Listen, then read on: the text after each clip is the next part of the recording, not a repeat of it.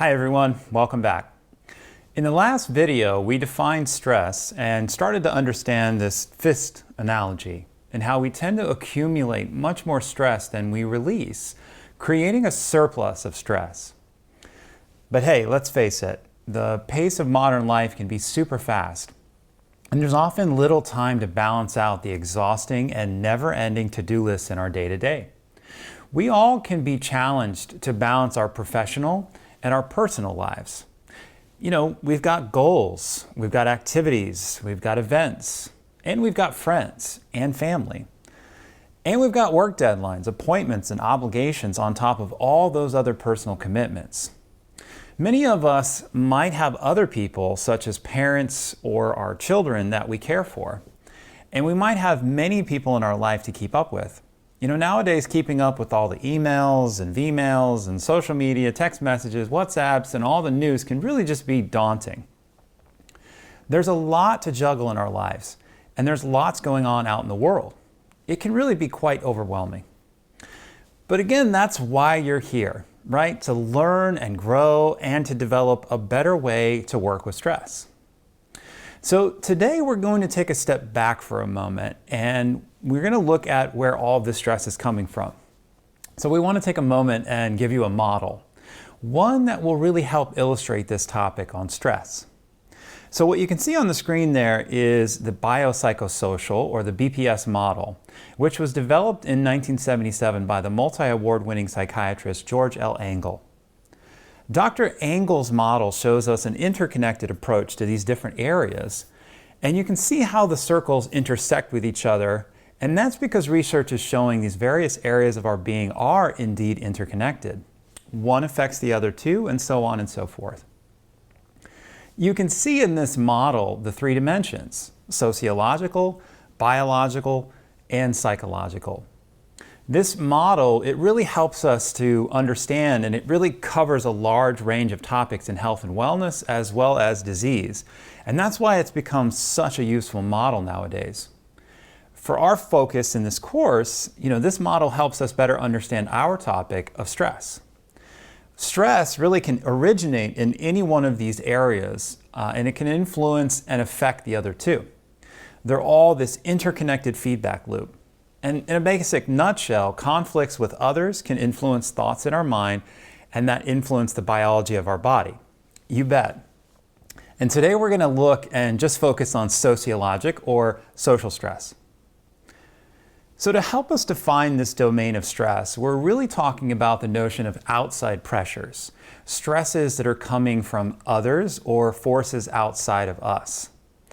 Social stress comes from our relationships with others, but it's also very much related to the relationship that we have with ourselves.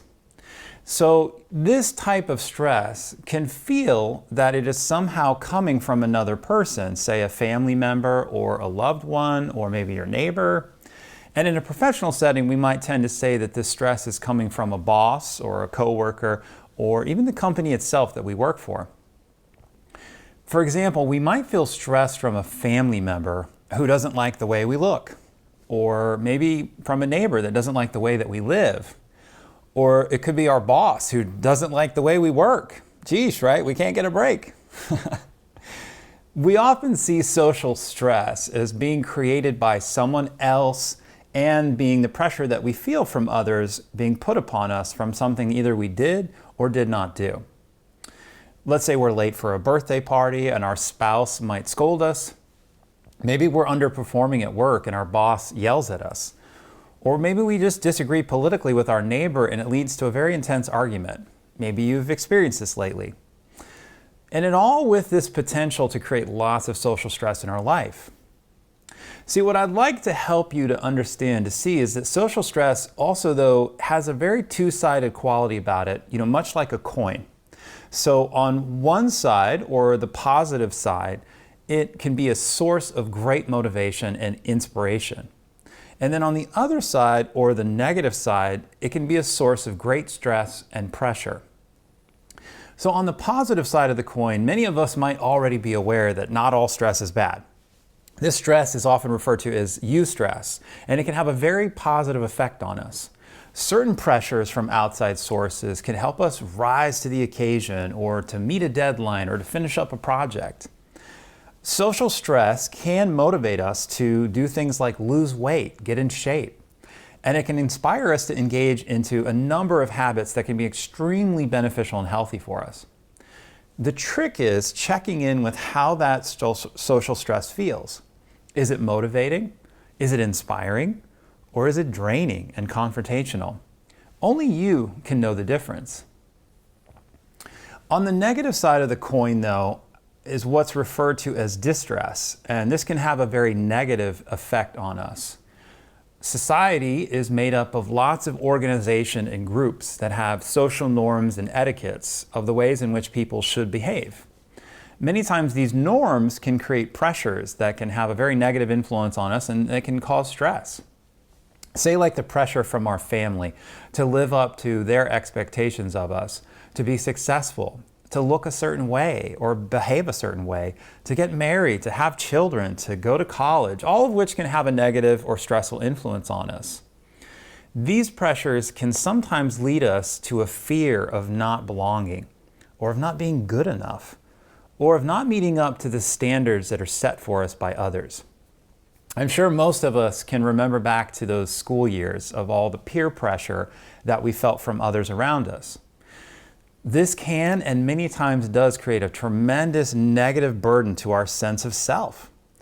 And in adult life, this peer pressure can look more like the motto nowadays that we have, that busy is better. Modern day work culture has become notoriously fixated on sacrifice and performance, with really many of us wearing it like a badge of honor. When someone asks how we're doing, we might say, "Oh, I'm so busy, it's just killing me," with this implied understanding that this intense busyness is a good thing, and that even though our sacrifice actually might be killing us, that this is just what society demands from us, so we just got to suck it up and to cope. So I'd like to tell you a story for a moment about a client that we recently were working with, and it's very much related to this topic of social stress. This client, for her privacy, we'll just call her Mary, but she was an incredibly driven person, working long hours for the company she was employed by, and she had lots of stress from her job. It was affecting almost every aspect of her health and her happiness in a really big way. She constantly felt these pressures at her work to just, keep up and to perform. She had a hard time setting healthy boundaries, and she also had a hard time connecting to how she actually felt. She found it hard to speak up for herself and instead would just kind of stuff it, just to her own, get the work done, and it was really to her own detriment. She struggled with her work constantly, taking on assignments that she did not understand how to do, but she would insist that because her bosses gave it to her that, she just must work harder, figure out a way to be better and just get the work done, and without ever communicating to them and asserting her own feelings about the matter. The stress then led her to eat poorly as a coping mechanism, and then she developed an incredibly poor quality to her diet. She felt bad and she could feel this social stress at her job, but she didn't really know what to do about it. Finally, we started working with her, and the first thing that we connected to her to was how she actually felt in her own body. We did lots of yoga nidra sessions with her, yoga therapy, breath therapy, and many, many other helpful techniques. And the main thing that was revealed to her was how little attention she was paying to her own needs and how much attention she was paying to everyone else's. She really got in touch with herself and what she was missing. And we ultimately worked with her on establishing a masterful self-care strategy, one that could still allow her to keep her challenging and fast-paced job, but would give her the ability to speak up, establish those healthy boundaries, and to put her own needs in balance with the needs of the company. Her story is one that I think bears repeating because it's all too common nowadays. Mary represents the archetype of the overgiver. This archetype gives everything they have and then some, 110% as they say, but many times they give almost nothing to themselves. They focus so much of their energy on work and on family and on school and what others want from them, but much less on giving that energy back to themselves. This can build to such a degree that then they have quite a dysfunctional relationship with themselves. And when it gets to that breaking point or that unbearable level, they might lash out and ruin the relationships that they're in with others, but also with themselves. Trust me, I know, because I used to live in this archetype all the time. I would overwork myself and give everything else, but I would not give to myself. My point is that this sacrifice of overgiving comes with a cost. And that cost is stress to the self, to the body, and to the mind. This cost can lead to serious health problems. And as we talk about in this course, stress is one of the biggest things that we see that ruins people's health. It can contribute and lead to things like cancer, heart disease, overeating and obesity, diabetes, and many, many other related health conditions. So, what can we do about all this social stress, you might ask? Well, there are many things that we can do, but I'd like to offer you 3 gems to help you balance out some of these social stresses. So number 1, establish healthy boundaries. Number 2, create balance between giving to yourself and giving to others. And number 3, feelings and sensations in the body are extremely useful if we listen. So the first thing that can really help is to start to practice having healthy boundaries with others. And not always just saying yes to everyone and everything, but instead we can start to check in with ourselves and we can feel if the answer really is a yes or if it really is a no. And the first step to doing this is to learn to say no. Many of us have been so conditioned to just be the people pleasers, and we have a hard time saying this, having a hard time saying just no. But no is a powerful word, and it helps you take your power back. Really, these social pressures are almost hypnotic. There's this feeling of obligation or these guilt trips that people place upon us, and it really can take us away from ourselves and what's really right for us. By saying no more often, we can start to ask deeper questions and look at our lives in more meaningful ways. We can ask, does this really make sense for me? Is this really what I want in life? Is this the way I want to be living? Is this really the work I want to do? Do I really need to just work mindlessly and endlessly just for money? Am I ready to connect to a deeper awareness in myself of what is really true for me? And then we can live from a very, very different place. One that is much more clear, more ready, more open, but is also much more internally satisfied. One that is much less entangled with everyone around us, but is more aligned with how we feel and what's true for us. So, coming back to Mary's story for a moment, her story might be the story of your life. I know it was for me. How many of us, really throughout our endeavors, we lose connection with ourselves just in this pursuit of work or in the pursuit of people pleasing? How many of us overgive all the time? How many of us neglect ourselves in that process and in the name of just taking care of other people? The key here is it's all about balance. We must balance the need to give to others with the need to give to ourselves. This is why we are so passionate to empower you to find that balance, because, literally, we've seen it change hundreds of clients' lives. Just like Mary, we've seen it transform our own lives. And just to remind yourself that you might have been dealing with these pressures for years. We've seen this with clients. You might be in these environments and you're forcing yourself just to burn out, overwork, overgive. And remember that tighten fist analogy. It just keeps getting tighter and tighter and tighter. We're here to help you to take a stand. You don't have to burn yourself out. That's not what society is asking of us. It's not worth it. You're worth more than your job, your car, and your house. Without you, and especially your health, none of those things would be possible.